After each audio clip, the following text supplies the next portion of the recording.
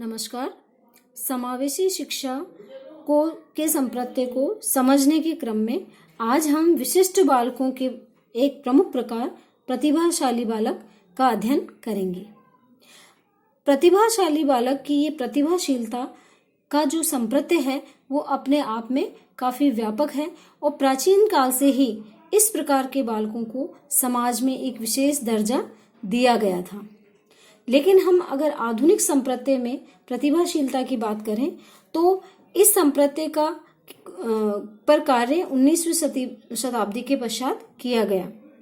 इस रूप में हम सर्वप्रथम गाल्टन की बुक हेरेडिटरी ऑफ जीनियस को देखते हैं। इसके अलावा लोम्ब्रेसो ने द मैन ऑफ जीनियस, जो उन्होंने 1891 में लिखी थी, में भी जीनियस या प्रतिभाशाली बालकों के विषय में बताया गया है। किंतु इस प्रतिभाशीलता को सही रूप में, सही मायने में जांचने का कार्य सर्वप्रथम साइमन बीने परीक्षण, जो कि 1905 ईस्वी में बीने द्वारा किया गया था, से प्राप्त होता है। वह बीने और उनके इन परीक्षणों ने की विभिन्न प्रविधियों ने प्रतिभाशीलता को पहचानने में काफी योगदान दिया। अब अगर हम प्रतिभाशाली बालक या प्रतिभाशीलता के अर्थ को समझें तो किसी विशेष क्षेत्र में अत्यधिक योग्यता लिए हुए जो बालक होता है वो प्रतिभाशील बालक या प्रतिभाशाली बालक कहलाता है। इस प्रकार के जो बालक होते हैं वे औसत से अधिक मानसिक आयु वाले होते हैं, यानी उनकी अपनी जो औसत आयु होती है उससे अधिक उनकी योग्यताएं परिलक्षित होती है। सामान्यतः इस तरह के बालकों की बुद्धि लब्धि 140 से ऊपर होती है या अधिक होती है। इस अर्थ के पश्चात अब हम इनको परिभाषित करने का प्रयास करते हैं भिन्न भिन्न शिक्षाविदों की परिभाषाओं के द्वारा। टर्मन ने प्रतिभाशाली बालक की जो परिभाषा दी है वो बीने के परीक्षण के माध्यम से दी है और कहा है कि प्रतिभाशाली बालक वह है जिसकी बुद्धि लब्धि 140 या उससे ऊपर होती है। हेविंगहर्ट ने प्रतिभाशाली बालक के लिए जो परिभाषा दी है वो है कि प्रतिभाशाली बालक वह है जो समाज के किसी भी कार्य क्षेत्र में निरंतर कुशलता का परिचय देते हैं। अर्थात ऐसे बालक जो समाज में किसी भी प्रकार का कार्य उन्हें दिया जाता है उस कार्य को वो अपनी कार्य कुशलता से अच्छे तरीके से निष्पादित करते हैं। ऐसे बालक ही प्रतिभाशाली बालक कहलाते हैं। कार्ल सैनिक ने इनको परिभाषित करते हुए कहा है कि वह प्रत्येक बालक जो अपनी आयु स्तर के बालकों में किसी योग्यता से अधिक हो और जो हमारे समाज के लिए कुछ महत्वपूर्ण नया योगदान देते हैं वही प्रतिभाशाली बालक कहलाते हैं। यानी इन्होंने भी हेविंगहर्स्ट के आधार पे ही कहा है कि ऐसे बालक जो समाज में कुछ महत्वपूर्ण योगदान देते हैं अपनी योग्यताओं के द्वारा, वही बालक प्रतिभाशाली बालक कहलाते हैं। अब हम प्रतिभाशाली बालकों की उन विशेषताओं को देखते हैं जिनके द्वारा हम उनको पहचान सकते हैं। सर्वप्रथम प्रतिभाशाली बालकों का शब्दकोश काफी विस्तृत या विशाल होता है, या हम कहें ये काफी समृद्ध होता है। ये अपने व्यवहार में, अपने बोलचाल में एक प्रभावशाली शब्दकोश का प्रयोग कर पाने में समर्थ होते हैं।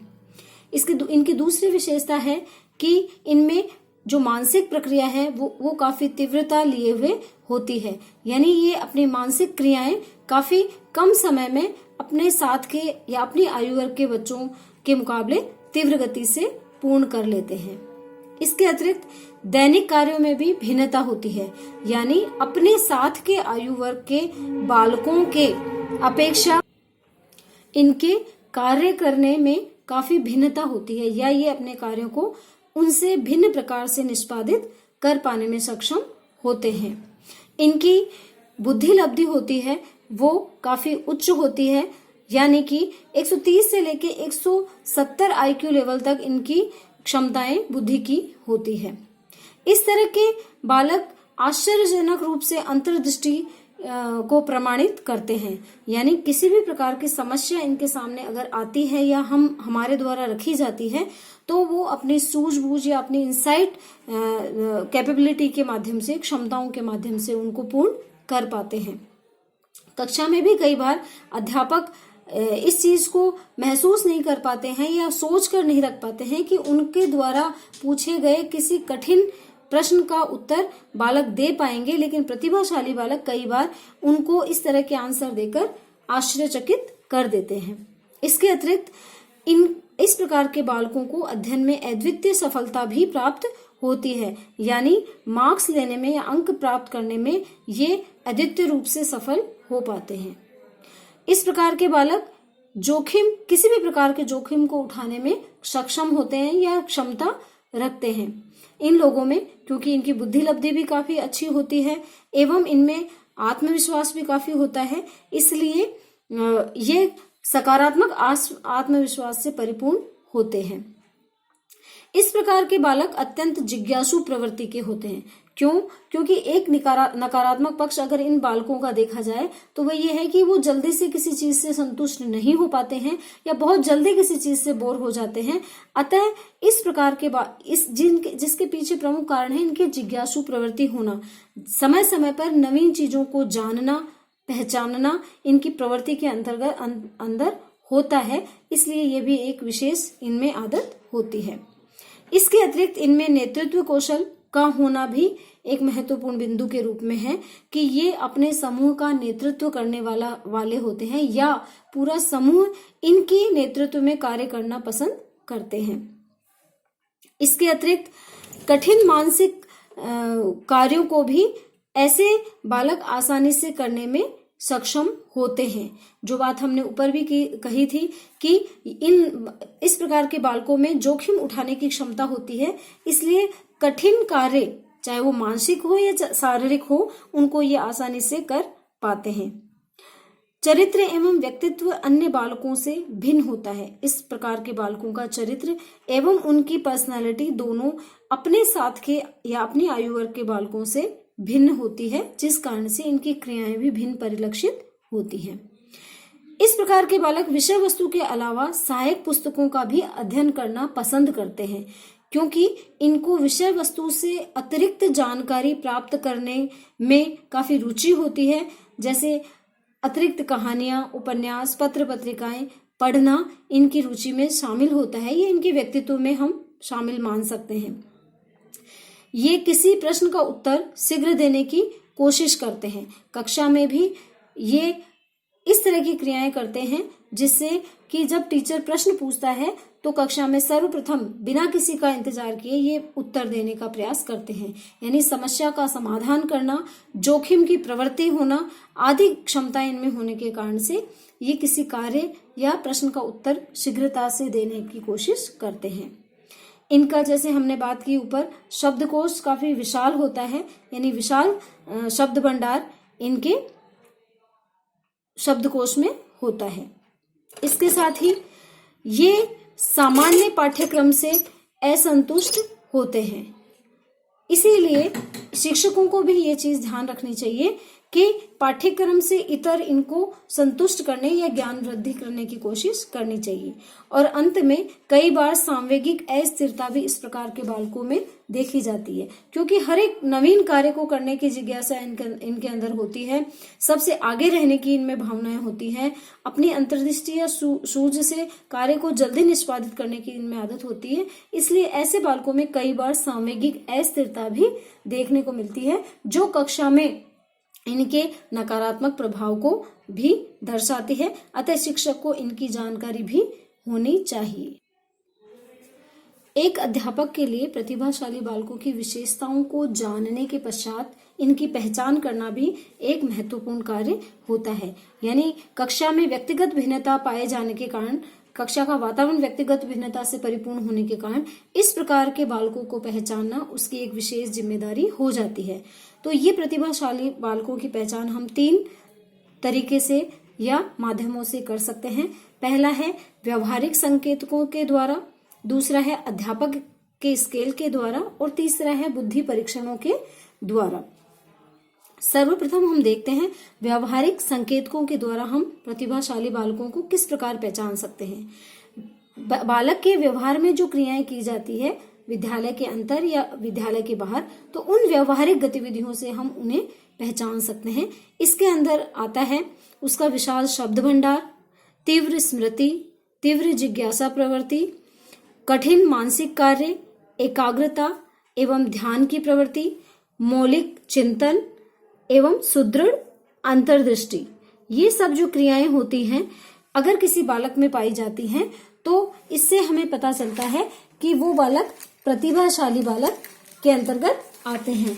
अतः ऐसी स्थिति में शिक्षक के लिए अनिवार्य है कि वो इनके लिए विशेष योजनाओं की, विशेष क्रियाओं की या विशेष कंटेंट की संरचना करें। दूसरे, अगर हम अध्यापक स्केल की बात करें तो अध्यापक द्वारा बनाए गए रेटिंग स्केल को बच्चों पे डालकर भी वह इन बच्चों की पहचान कर सकता है। इसके अंतर्गत जो रेटिंग स्केल वो बनाए वो अधिगम संबंधी विशेषताओं पर आधारित होना चाहिए। उसके माध्यम से बालक को पहचाना जा सकता है। उसके नेतृत्व संबंधी विशेषताओं को ध्यान में रखते हुए रेटिंग स्केल का निर्माण करके अध्यापक इनको पहचान सकता है। इसके साथ ही अभिप्रेरणा संबंधी विशेषताएं और उसके द्वारा सृजनात्मक जो कार्य किए जाते हैं यानी सृजनात्मक विशेषताओं के द्वारा भी शिक्षक इन्हें पहचान सकता है या इनकी पहचान करके कक्षा में उनके आधार पर उनके लिए वातावरण का समायोजन या संयोजन कर सकता है। इसका जो तीसरा तरीका है या तीसरी जो प्रविधि है वो बुद्धि परीक्षणों के द्वारा, भिन्न भिन्न समय पर भिन्न भिन्न प्रकार के बुद्धि परीक्षणों का निर्माण हुआ है, किंतु विद्यालय स्तर पर भी या पहले से बनाए गए बुद्धि परीक्षणों के द्वारा भी उन पर डालकर इनकी पहचान की जा सकती है। इसके अंतर्गत व्यक्तिगत बुद्धि परीक्षण, अध्यापक द्वारा वर्ष भर में किए गए निरीक्षण के द्वारा, सामूहिक बुद्धि परीक्षण, सृजनात्मक परीक्षणों के प्राप्तांकों के द्वारा एवं सामूहिक बुद्धि परीक्षण के द्वारा बालकों का परीक्षण करके और प्रतिभाशाली बालकों को अन्य बालकों से अलग करके पहचाना जा सकता है। तो इस तरह से हम इन तीनों रूपों में या इन तीनों तरीकों से प्रतिभाशाली बालक को पहचान सकते हैं। अब प्रतिभाशाली बालकों को पहचान कर उनके लिए शिक्षा का नियोजन करना भी एक महत्वपूर्ण कार्य होता है। न केवल पहचान लेना मात्र ही प्रतिभाशाली बालकों के लिए कार्य करना है, बल्कि उनको पहचान कर उनके लिए शिक्षा की उसी प्रकार व्यवस्था करना भी अनिवार्य हो जाता है। प्रतिभाशाली बालकों की शिक्षा के लिए हेविंगस्टा ने कहा है कि प्रतिभाशाली बालकों के लिए शिक्षा का सफल कार्यक्रम वही हो सकता है जिसका उद्देश्य उनकी विभिन्न योग्यताओं का विकास करना हो। यानी जब तक उनकी विभिन्न योग्यताएं प्रतिभाशाली बालकों में है उनका विकास नहीं किया जाएगा तब तक उनकी शिक्षा में सफलता हमें प्राप्त नहीं हो सकती। तो इस ओर अगर प्रतिभाशाली बालकों की शिक्षा का आयोजन अगर हम करना चाहे तो ये तीन रूपों से हम कर सकते हैं। इसमें प्रथम है अधिगम वातावरण, यानी कक्षा या विद्यालय परिवेश में बालक के लिए अधिगम वातावरण तैयार करके, लर्निंग एनवायरनमेंट तैयार करके हम प्रतिभाशाली बालकों के लिए शिक्षा का वातावरण तैयार कर सकते हैं। दूसरा है विषय वस्तु के आधार पर और तीसरा है मानसिक या बौद्धिक युक्तियों के आधार पर हम इनका नियोजन कर सकते हैं। अब इन तीनों ही बिंदुओं में हम किस प्रकार से इनका निर्धारण करें वो हम देखते हैं। सर्वप्रथम हम देखते हैं कि अधिगम वातावरण में परिवर्तन करके हम किस प्रकार इनके लिए शिक्षा का नियोजन कर सकते हैं। अधिगम वातावरण के लिए हमें लोचशील विकास की व्यवस्था पर ध्यान देना होगा। यानी विद्यालय में जो अब तक चली आ रही एक रिजिडनेस है या एक रूढ़िवादी तरीका है, कठोर तरीका है, उसमें हम परिवर्तन लाके बालकों के लिए या प्रतिभाशाली बालकों के लिए अधिगम का वातावरण तैयार कर सकते हैं, जिसके अंतर्गत हम बालकों को एक कक्षा से दूसरी कक्षा में एक वर्ष से पहले क्रमोन्नत करके, यानी अगर बालक प्रतिभाशाली है और कम समय में उसने उस कक्षा के पाठ्यक्रम या निश्चित कक्षा के पाठ्यक्रम को पूर्ण कर लिया है तो समय से पहले ही उसे अगली कक्षा के लिए क्रमोन्नत कर देना अधिगम का एक अच्छा वातावरण उसे प्रदान करने में सफल हो सकता है या सहायक हो सकता है। इसके अतिरिक्त कोर्स कम समय में पूर्ण कराना, जब बच्चे उस चीज को या अपने पाठ्यक्रम को कम समय में ही समझ सकते हैं तो बाकी बचे हुए समय में ऐसे बच्चों की जो शक्ति है वो गलत दिशा की ओर जा सकती है। अतः कम समय में अगर कोर्स पूरा होता है, पूर्ण हो पाता है तो करवाना, ना कि ऐसे बालकों को बिना मतलब में खींचकर उनके समय को व्यर्थ करना है। तो उसको कम समय में ही, जितने समय में वो कर सकते हैं उसे पूर्ण करवाकर उन्हें एक अच्छा अधिगम का वातावरण दिया जा सकता है और बाकी बचे हुए समय में उन्हें कुछ और अधिगम हेतु कार्य दिए जा सकते हैं। इसके अतिरिक्त समूहों की व्यवस्था करना कि प्रतिभाशाली बालकों को सामान्य एवं न्यून बालकों, विकसित बालकों के साथ न रखकर जिस तरह की योग्यताएं एवं अभिवृत्तियां उनके अंदर है उनके आधार पर उनके समूह का निर्माण करके और फिर शिक्षण का कार्य करवाया जाए। तो इस प्रकार से विकसित अधिगम वातावरण भी उनकी शिक्षा में सहयोगी हो सकता है। इसके अतिरिक्त विशेष पाठ्यक्रम का आयोजन करके भी इनके लिए अधिगम वातावरण तैयार किया जा सकता है। जैसे ऑनर्स कोर्स, जो कि थोड़े औसत दर्जे के पाठ्यक्रम से कुछ उच्च श्रेणी के होते हैं, वो इनके लिए लागू करके इनका अधिगम वातावरण या इनको लाभान्वित करवाया जा सकता है। उच्चतर स्थानापन्न कोर्स यानी प्लेसमेंट की इनकी सुविधाएं किया जाए और अधिक अच्छा पढ़ने के लिए या विशिष्ट जानकारियां देने के लिए कुछ ऐसे कोर्सेज इनके लिए लागू किए जा सकते हैं विद्यालय स्तर पे या उनके स्तर पर किए जा सकते हैं, जिससे कि वो ज्यादा लाभान्वित हो सके। इसके अतिरिक्त विदेशी भाषा शिक्षण के द्वारा भी इनको लाभान्वित किया जा सकता है, उनकी शक्ति का सही सदुपयोग हो सकता है। हमने जो इसमें दूसरा पॉइंट लिया था वो था विषय वस्तु में परिवर्तन करके। विषय वस्तु में 3 प्रकार से परिवर्तन करके हम इनके लिए शिक्षा का उचित वातावरण तैयार कर सकते हैं। जैसे संवर्धित विषय वस्तु यानी कंटेंट को और एनरिच करके भी हम इनको या इनकी योग्यता के अनुसार इनका शिक्षण करवा सकते हैं। विषय वस्तु की विस्तृत चर्चा करके या कंटेंट को और अधिक बढ़ाकर भी हम इन्हें लाभान्वित करवा सकते हैं। एवं विषय वस्तु में नवीनता, कुछ नवीन तथ्यों को जोड़कर भी हम इनको कुछ नया, क्योंकि इनकी प्रवृत्ति जिज्ञासु प्रवृत्ति होती है, तो कुछ नया देकर भी हम इनकी शक्ति और क्षमताओं का सही सदुपयोग कर सकते हैं। और जो इसका तीसरा शिक्षा का तरीका है वो है मानसिक एवं बौद्धिक युक्तियां। मानसिक एवं बौद्धिक युक्तियां जैसे समस्या समाधान तकनीकी का शिक्षण के अंतर्गत प्रयोग, मस्तिष्क उद्वेलन तकनीकी का शिक्षण प्रक्रिया में प्रयोग करके भी हम इनको लाभान्वित कर सकते हैं। तो शिक्षा का इस प्रकार से समुचित वातावरण तभी दिया जा सकता है जब हम विद्यालय स्तर पर इनको पहचान पाए इनकी विशेषताओं के आधार पर और फिर उचित शिक्षण एवं पाठ्यक्रम की इनके लिए व्यवस्था करके इनको भी लाभान्वित कर सकते हैं और समाज में एक सुयोग्य नागरिक बना सकते हैं। तो इस प्रकार से प्रतिभाशाली बालक भी अपने आप में एक विशिष्ट बालक है, जिसके लिए विशिष्ट शिक्षा की आवश्यकता, उसका एक अधिकार है जो देना एक शिक्षक के लिए या विद्यालय के लिए अनिवार्य होता है। धन्यवाद।